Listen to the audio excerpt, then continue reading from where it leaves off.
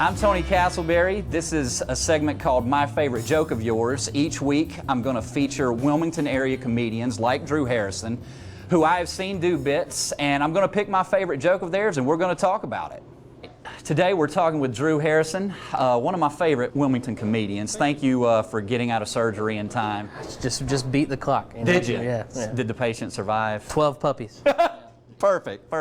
We're going to dig into my favorite joke of yours. Okay. It's a joke that I think you've told quite a few times about a kid who you helped coach their soccer team. Same week, I got outwitted by a 3-year-old. Decided to be a good person, helped my friend coach his little girl's soccer team. Everything was going great until about 5 minutes into practice. One of the girls ran away and went to her bag and grabbed a graham cracker. I was like, honey, it's not snack time yet. Come on back to practice. And I was not prepared for what she was about to tell me. She said, Coach, we play soccer with our feet. I'm about to eat this graham cracker with my hands.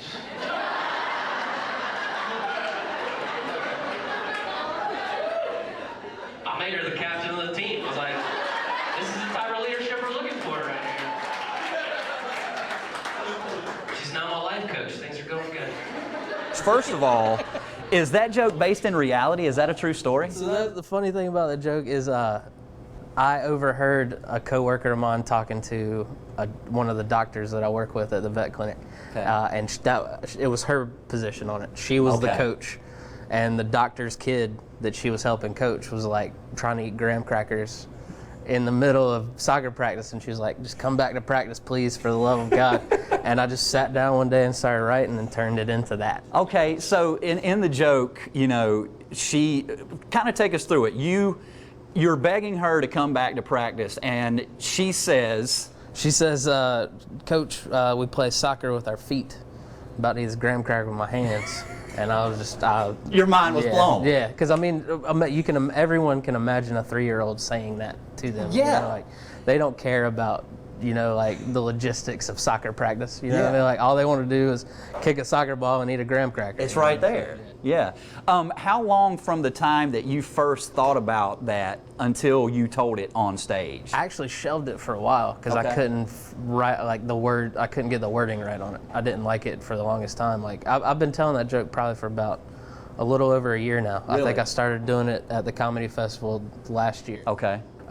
So I've had the joke in my arsenal for like a year now, and that happened like a year and a half ago. Yeah. You know, so I shelved it for a while because I just could not get the wording down right. And you didn't want to tell it until you got that wording. Right. Like I would bring it up on like longer shows when I had time to, you know, mess around and work on some jokes. Mm-hmm. Like Bishop is great for letting us do comedy bingo. Sure.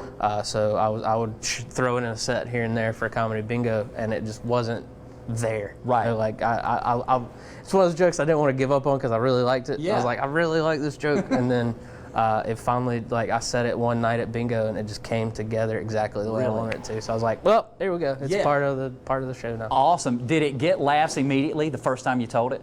So the first few times I was telling it without getting the wording right, I would get some chuckles, like just from people being like, "Yep, that's a 3-year-old," you know. Right. When I added in the, you know, the eat this graham cracker with my hands, like now I made her the captain of the team. She's my life coach. Like, right. I just threw, like, I just was sipping my drink, like in between telling the next joke, and I just threw that out there, like, now she's my life coach, you know, and people loved that. They love that part. Okay, well, that's the punchline to it. Yeah, exactly. So the punchline kind of developed after you started telling it on stage. Yeah, I could not come up with a punchline for that joke to save my life. Wow, because when I've heard it, and I've heard you tell that joke several times, it makes me laugh every time. Well, thank you.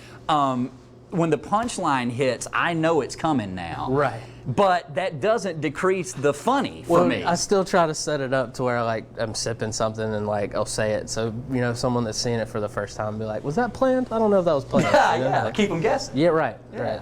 So I'm guessing that it probably evolved. You probably added some things to it, or is it pretty much like you wrote it? No, I've definitely added, you know, the white kid leashes. Yeah, right. That's become intertwined into that joke. So. Okay. But while I was at the soccer field, I noticed something very disturbing. I noticed a little white kid on a leash. And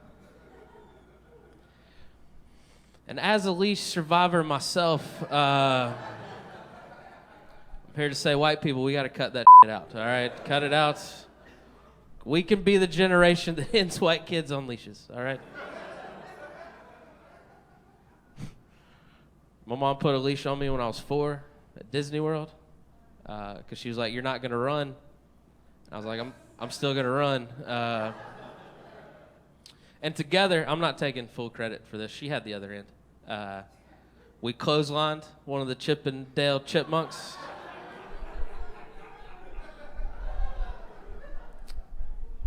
And his head fell off. A lot of childhoods died that day, including my own. I got a job when we got back. I was like, I've seen too much. I got to grow up now. I've definitely, that joke, that's yet again another joke that I wrote a while ago with the idea never panned out. Yeah. So then I was like, oh, I'm on a soccer field. Oh, no. Then it just came into like being the very next joke, and it just piggybacks off of that. Gotcha. So now you said that you've been telling it for around a year and a half or so.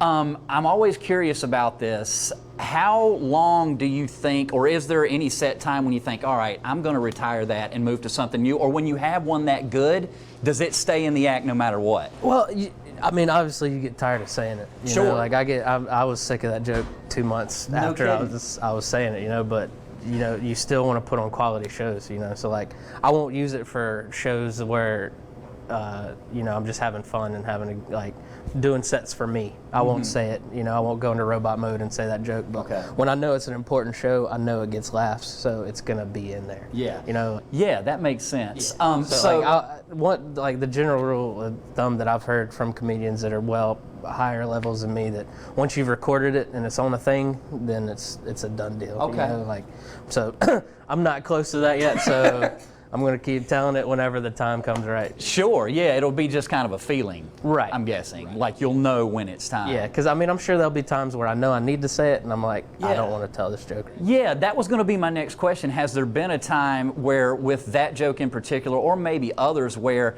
maybe a set wasn't going so good and you had that one locked and loaded and knew that you could get a laugh with it? Yeah, definitely. Because I've got that whole stream of where I'm talking about how I'm not good at taking tests, you know, with the Rick calling into the radio. Yeah. And then that usually follows with the third grader. And then fortunately, the leash joke, like I've only been telling that for like 6 months now, and it freshened it up for me a little bit. Because I always did them together, so it made me feel okay about that joke again. Yeah. Like it injected life into that joke for me. Gotcha. Now, did you ever actually play or coach soccer at all?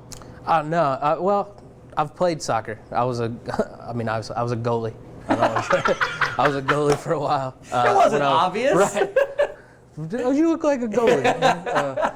But no, I was a goalie on a travel team for a few years. Never coached soccer. But Okay. I've coached baseball, hockey, basketball. You know. So sports is definitely, a lot of sports is intertwined in my comedy, because it's just like the first half of my life, that's all I did was play sports. Yeah, so now this kid who, you know, in the joke becomes your life coach, does she know that she's part of this joke? Oh, no. Okay. No. She never will? No. I mean, I think I've said something to like her, I mean, I work with her mom every day, you know, so I think I've said something that I've turned that into a joke, and she gave me the, oh, yeah, but that was it. All right, good deal. Drew, thanks for joining us, man. Thank you. Really appreciate it.